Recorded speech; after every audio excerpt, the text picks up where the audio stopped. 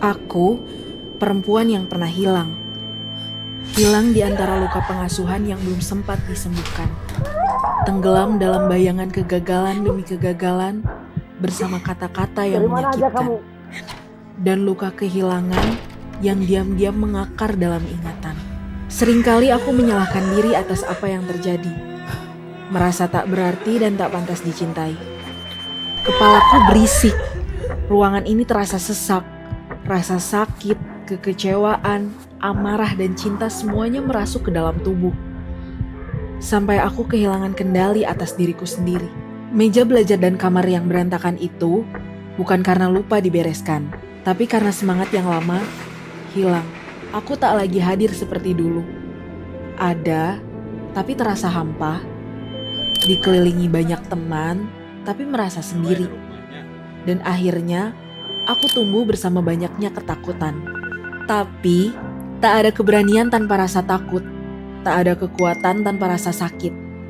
Ketika ruang terapi tak lagi cukup, kadang untuk sembuh kita butuh pergi, bukan untuk lari atau bahkan mengubur emosi, tapi untuk menemukan kembali kekuatan dalam diri.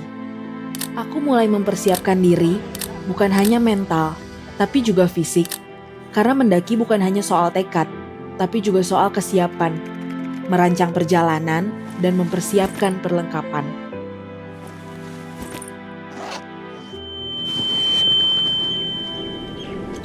Gunung seakan-akan memang memanggilku untuk datang.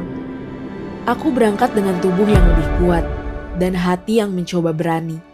Mengawali dengan langkah seorang diri, mulai melawan segala ketakutan dan pelan-pelan menciptakan ketenangan di perjalanan.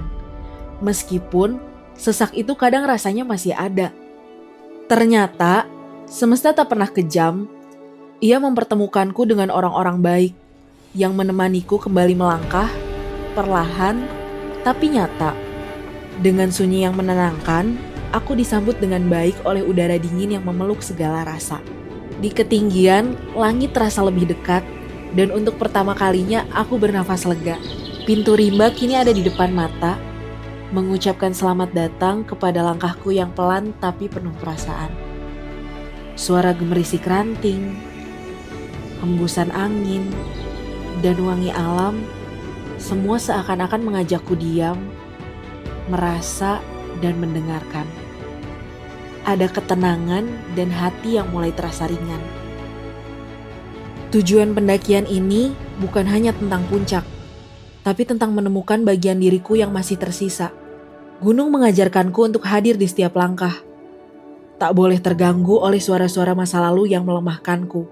Namun, saat langkah mulai terasa berat, saat nafas tercekat oleh tanjakan, aku belajar bahwa rasa sakit tak selamanya menghancurkan.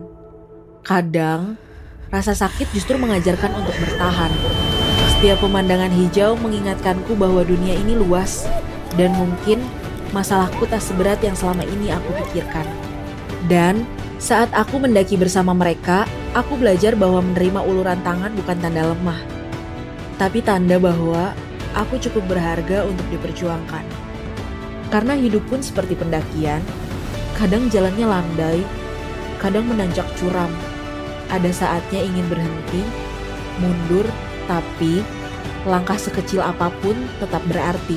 Mungkin aku tak banyak berubah, tapi dari dalam ada pikiran yang tenang, ada jiwa yang terang, dan hati yang lebih lapang. Pada dasarnya, kita hanya perlu lebih dekat dengan alam, Tuhan, dan diri sendiri. Karena setiap langkah di gunung adalah cara kecil untuk membangun kekuatan besar dalam diri kita. Dan menjadi pulih adalah proses yang bisa kita pilih. Aku mulai mendengarkan suara hati yang lama terabaikan. Belajar berbicara dengan diri sendiri, memeluk luka, menerima rapuh, dan berkata, tak apa, aku sedang berproses. Mungkin ini proses pendewasaan, mungkin juga ini bagian dari takdir, dan aku akan pulih dan semua akan baik-baik aja. Terima kasih sudah bertahan sejauh ini.